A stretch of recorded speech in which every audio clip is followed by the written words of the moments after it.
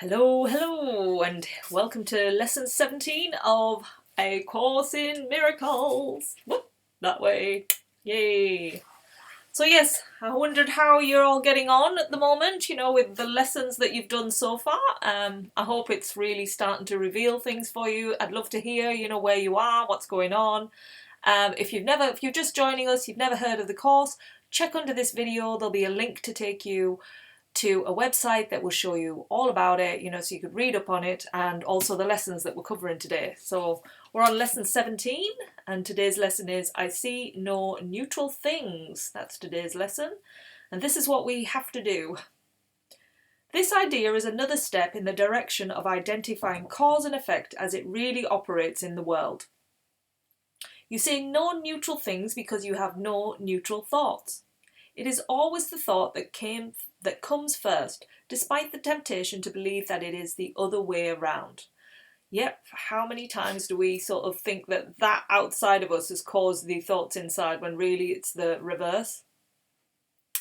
This is not the way the world thinks, but you must learn that it is the way you think. If it were not so, perception would have no cause and would itself be the cause of reality. In view of the highly variable nature, this is hardly likely. In applying today's idea, say to yourself with eyes open, I see no neutral things because I have no neutral thoughts. Then look about you, resting your glance on each thing you note long enough to say, I do not see a neutral, whatever it might be, because my thoughts about, whatever that is, are not neutral. For example, you might say, I do not see a neutral wall because my thoughts about walls are not neutral. Or, I do not see a neutral body because my thoughts about bodies are not neutral.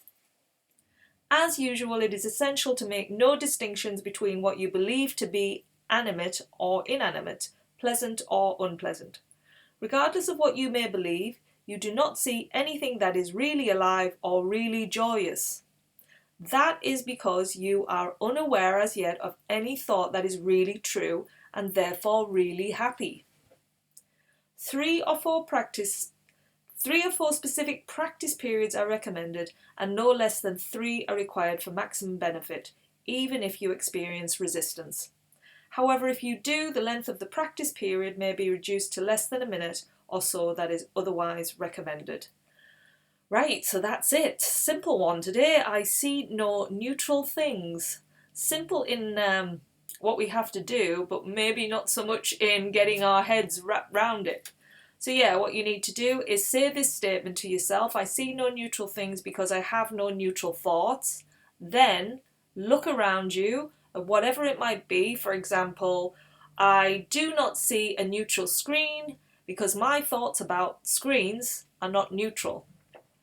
And do 3 or 4 practice periods for about a minute or less, and that's you covered for the day. So yes, this is really another step in helping reveal what's going on in our minds, bringing that awareness, because you know what it's like when you uncover something, you can't unsee it. Once you see the elephant in the room, you can't unsee it. It's there, and this course is slowly removing the veil, removing the blind spots, the what we don't see, what we don't realize is going on in our minds. We're going to start feeling that place of peace, and to come to that place of peace, we've got to take away the layers that have caused all the suffering. So it's a step-by-step process, and some people might get this in, already got it in the lessons, or it might take the full course or whatever. It just depends. It's how you just don't know in someone's mind how it's going to unravel and unfold. If you've got maybe so many layers and layers on, it might take longer.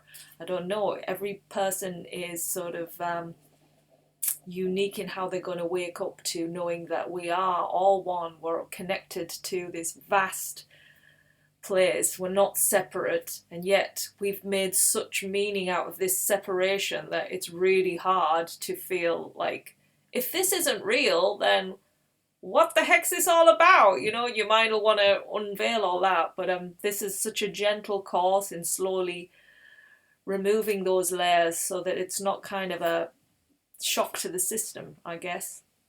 And it actually will bring you to that place of like awe and, like it's called, miracle. Okay, so enjoy this lesson. Let me know how you're getting on. I'd love to, hear your thoughts where you are and what's going on for you, what's being revealed. And yes, we'll be back tomorrow for lesson 18. So I'll see you then. Have fun. Bye.